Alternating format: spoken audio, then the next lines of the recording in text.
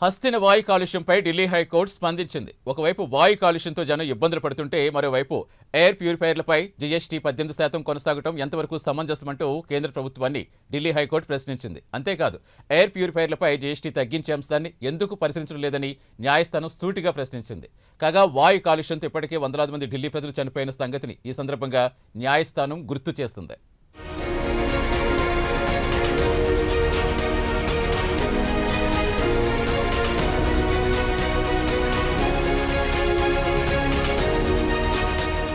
ఢిల్లీ సహా దేశవ్యాప్తంగా అనేక ప్రాంతాల్లో వాయు కాలుష్యం నెలకొంది. ఢిల్లీ సంగతి ప్రత్యేకంగా చెప్పక్కర్లేదు. కొన్ని నెలలుగా వాయు కాలుష్యంతో ఢిల్లీ ప్రజలు నరకం అనుభవిస్తున్న సంగతి తెలిసిందే. అయితే ఎయిర్ ప్యూరిఫైర్లపై జీఎస్టీ 18% కొనసాగుతోంది.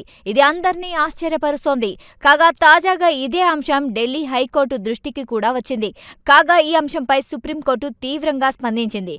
ఒకవైపు వాయు కాలుష్యంతో జనం ఇబ్బందులు పడుతుంటే మరోవైపు ఎయిర్ ప్యూరిఫైర్లపై జీఎస్టీ 18% కొనసాగడం ఎంతవరకు సమంజసమని కేంద్ర ప్రభుత్వాన్ని ఢిల్లీ హైకోర్టు ప్రశ్నించింది. అంతేకాదు ఎయిర్ ప్యూరిఫైర్లపై జీఎస్టీని తగ్గించే అంశాన్ని ఎందుకు పరిశీలించడం లేదని కేంద్రాన్ని న్యాయస్థానం సూటిగా ప్రశ్నించింది. అంతేకాదు ఇందుకు సంబంధించి వివరణ కూడా ఇవ్వాలని కేంద్రాన్ని ఢిల్లీ హైకోర్టు ఆదేశించింది.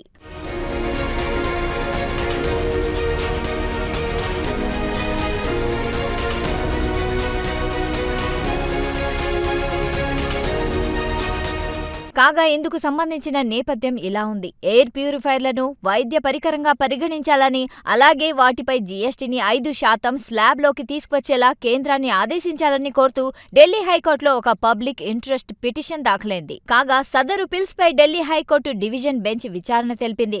ఈ సందర్భంగా జీఎస్టీకి సంబంధించి కేంద్ర ప్రభుత్వం అనుసరిస్తున్న విధానాలపై డివిజన్ బెంచ్ తీవ్ర అసహనం వ్యక్తం చేసింది. వాయు కాలుష్యం వల్ల ఢిల్లీ ప్రజలు ఎన్ని ఇబ్బందులు పడుతున్నారో కేంద్రానికి తెలియదా అని ఢిల్లీ హైకోర్టు మండిపడింది.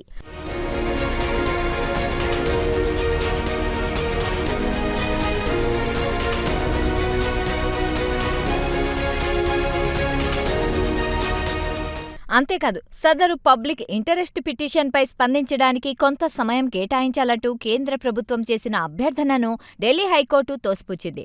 ఢిల్లీలో నెలకొన్న వాయు కాలుష్యం ఇప్పటికే వందలాది మంది ప్రాణాలు తీసిందని న్యాయస్థానం వ్యాఖ్యానించింది. కేవలం స్వచ్ఛమైన గాలి దొరక్కపోవడం వల్లనే ఈ మరణాలు జరిగాయని డివిజన్ బెంచ్ పేర్కొంది. ప్రజలందరికీ స్వచ్ఛమైన గాలి అందించడం ప్రభుత్వాల బాధ్యత అని ఢిల్లీ హైకోర్టు పేర్కొంది. అయితే స్వచ్ఛమైన గాలి అందించడంలో ప్రభుత్వాలకు కొన్ని ఇబ్బందులుండొచ్చు. అయితే ఇలాంటి విపత్కర పరిస్థితుల్లోనైనా కనీసం ఎయిర్ ప్యూరిఫైర్ల ధరలను అందుబాటులో ఉంచాల్సిన బాధ్యత ప్రభుత్వాలపై ఉందని న్యాయస్థానం వెల్లడించింది.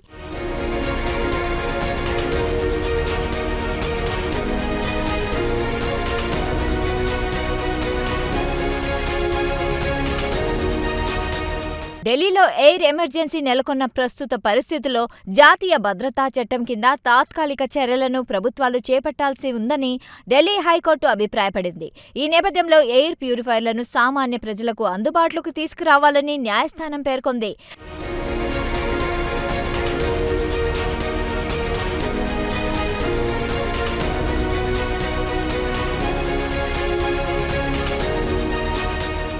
కాగా ఢిల్లీ వాయు కాలుష్యం కారణంగా అక్కడి ప్రజలు నానా ఇబ్బందులు పడుతున్నారు.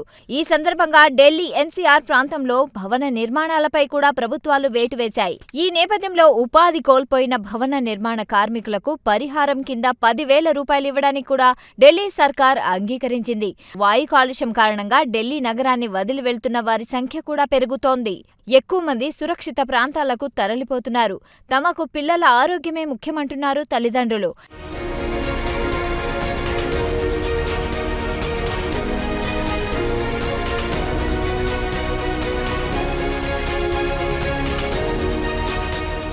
ఏది ఏమైనా వాయు కాలుష్యంతో ఢిల్లీ ప్రజలు పడుతున్న ఇబ్బందులు అన్నీ ఇన్నే కావు.